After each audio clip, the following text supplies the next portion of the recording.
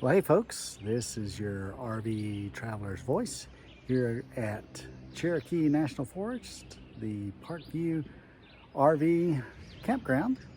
And this campground, as I said, in Cherokee National Forest on the western edge of the Smoky Mountains, kind of the foothills of the Smokies. And it's a relatively small Corps of Engineers campsite.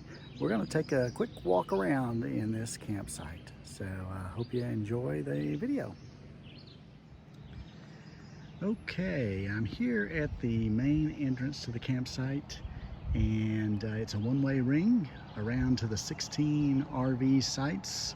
And the RV sites are 30 amp electric and water according to the website, but actually the water is a shared water spigot. They have one shared water spigot that you see right here at the entrance, so you have to stop by and fill up your tanks. Or they have another water spigot down at the far end of the dump station area that's labeled potable water. But I'm always leery of filling up any potable water at a dump station here. So we took our time and just stopped here and filled up our tank at the beginning at the water station. And we're going to walk around. You see that first camper, that's the camp host, and then we'll walk around sites 1 through 16. Actually, there's 17 sites because there's an A and B to campsite number 3, which is a kind of a group camp if you want to bring a couple of folks, couple of RVs out. We're here at campsite number 1. It's your typical RV site, very flat, level sites with a 30 amp pedestal here in the back, and you'll find that 30 amp pedestal in the back of most sites. It does have a 20 amp plug as well, but as I mentioned, no water. They do have fire ring as well as lantern holders, but no other amenities at the site. All the sites are back in except for one pull-through site, and we'll show that to you here shortly. As we come up to site number 2, I'll highlight one item for you. This is bear country, so the trash receptacles here are bear proof, and if you bring anything here, make sure it is bear proof as well. So here we're walking up on the group campsite, the double campsite, P3, A and B. You have to reserve both A and B, it looks like here, and it's great if you want to bring friends along. So again, nice secluded, and we're entering, I'll call it the waterfront sites, because you might be able to hear in the background the babbling creek, which is just behind this big Allegro bus. Nice babbling creek that runs alongside this next stretch of campsites, all the way from campsite P3 all the way up to P12. We're at P4, which is just around the corner here, as I mentioned, one of the waterfront sites, and across from P5. Someone has a tent set up here, and you can see the camp host site in the background. Just a quick shout out to the camp host. The camp host here was very friendly and helpful, and just a big thanks to all the National Forest Service volunteers who help out in these campgrounds. So we're going to pan back around and take a little stroll up here past a couple more sites.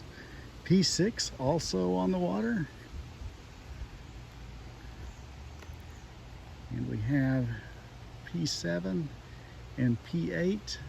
P7 on the outside. This is the only pull-through site in the campground, so if you're looking for a pull through and faces right out to the Babbling Brook, as well as straight across from it, another nice shady site. It is a little bit tilted down, not quite as level as all of the other sites, but still a nice site here at the campsite in the mountains. All right, I stand corrected. There are 2 pull-through sites, P9 as well, the second pull-through site, and it is right across from the common bathhouse and restrooms. Really nice and clean facilities, 1 shower in each of these. And 1 restroom in each of these as well. So well maintained, nice and clean. And we're going to walk on up the hill towards the next group of sites. Okay, as we come up the back side of the loop here, we come to site P10, and since it's open, I'm going to take a little stroll down into the site to let you have a look at what we've been hearing on our short walk along these waterfront sites. You see this campsite backs up to a nice little brook, a couple of waterfalls here, and the water is ice cold here towards the middle of May. Beautiful views, nice shady campsite. Here we are in midday and the sun beating down, but we have plenty of shade and it's nice and cool. Now we're at the top of the loop, the end of the loop, and we come to what I call the Primo Sites, two Primo Sites here, P11 and P12. They are individual sites, can be reserved individually, but they also kind of butt up to each other. And so I'll walk into these two sites and kind of show you how they're laid out. P12 has a nice little lane that you can park your RV anywhere in the lane and leave yourself a very large camping area here if you want to camp with another RVer along the way. These two would be fantastic for two to reserve because not only because they're close to each other, but for the nice feature here straight out the back of campsites 11 and 12.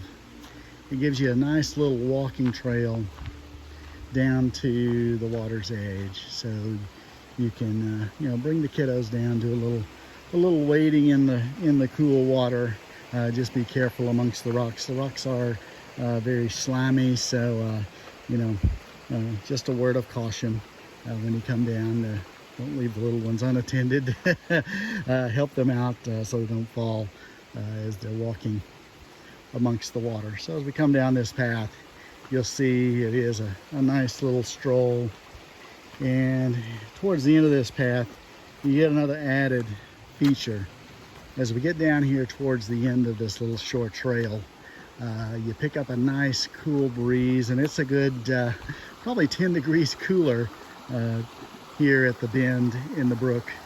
And you have just these couple of nice little waterfalls and water features, a little pool to sit with rocks all around. You can sit and dip your feet in the cool water, cool them off after the end of a long day. But just look at that wonderful little brook here at the back of sites 11 and 12.